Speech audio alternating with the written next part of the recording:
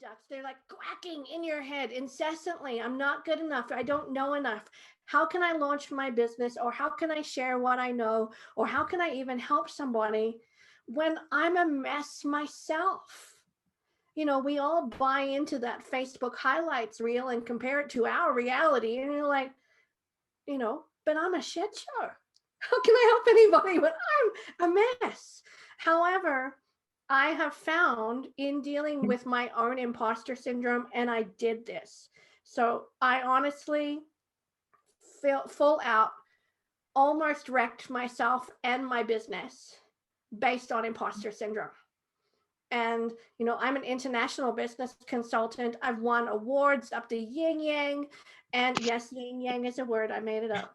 But, I can't tell you what kind of external validation I have had on my work. It's been amazing. However, in my head, I had built what I call a mastermind group. I offer mastermind groups for women in business. And I built a mastermind group at a really high level. These were like Brendan Bouchard type of high level, high performers, if you know what I mean. And they had all been in business for 10 to 15 years. I had not.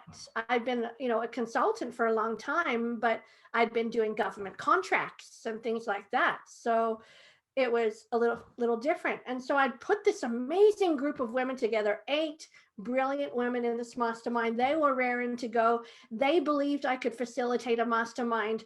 They believed it could really crush their next level. They could get to their next level as a high performer with my help and their help, peer group. However, I walked into the first mastermind group freaking shaking like a leaf, going, how, like, seriously, like, I'm a relatively new entrepreneur by their standards. I'm still a baby. Like, what the hell can I teach them? Like, why are they even here? And yet they're paying me to be here. And then what do I do? And the first mastermind, you're going to have to excuse my language, it was an absolute shit show. It was, because I showed up. Number one, I made it all about me. I made it all about me and my own inadequacies. And I showed up nervous.